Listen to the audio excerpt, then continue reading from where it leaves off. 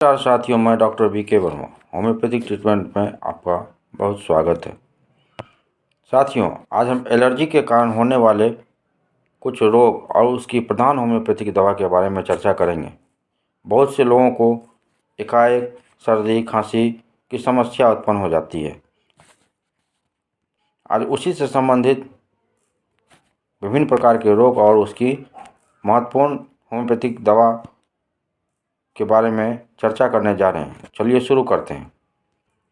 किन्हीं आदमियों को धूल से यानी डस्ट से, परफ्यूम की गंध से तथा तेज सुगंध से अगर एलर्जी हो जाती है तो उसकी होम्योपैथिक में सबसे कारगर दवा हिस्टामाइन 30 पोटेंसी को मानी जाती है।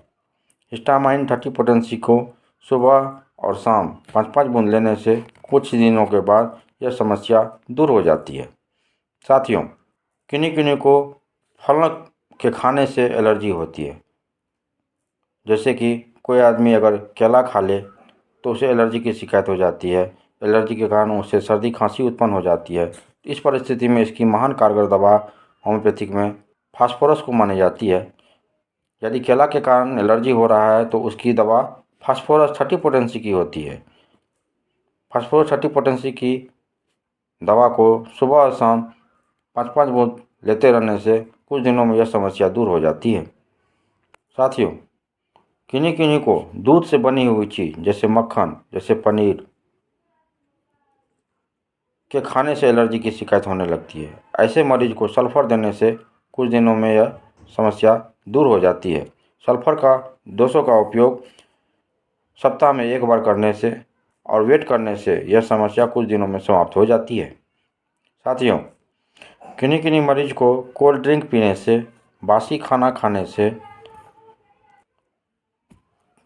फल को खाने से, फलों में जैसे सेब खाने से, अनार को खाने से एलर्जी की शिकायत हो जाती है।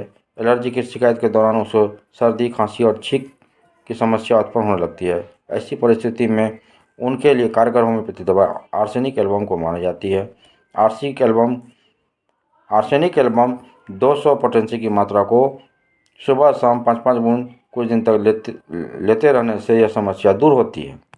यदि एलर्जी के कारण पूरे शरीर में खुजली होने की शिकायत हो जाए, जलन होने की शिकायत हो जाए,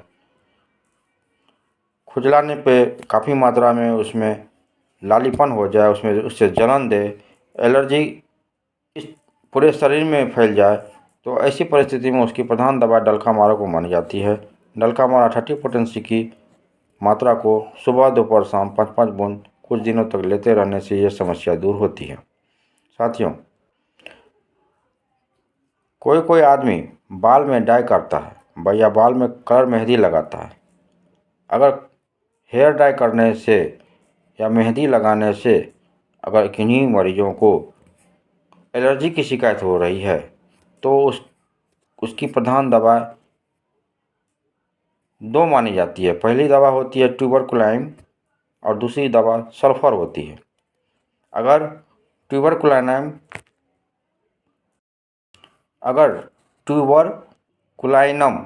का प्रयोग करने से रोग ठीक नहीं हो पाता है तब सल्फर 200 का प्रयोग करके वेट करना चाहिए, जिससे कुछ दिनों के बाद यह समस्या ठीक हो जाती है। किन्हीं आदमियों को मटन खाने से एलर्जी की शिकायत हो जाती है। वह उसकी तरफ देखना पसंद नहीं करता है। ऐसी परिस्थिति में उसके लिए प्रधान कारगर दवा एसिड म्यूर को माना जाता है। एसिड म्यूर 30 पोटेंसी की मात्रा को कुछ दिनों तक लेते रहने से यह समस्या धीरे धीरे ठीक हो जाती है।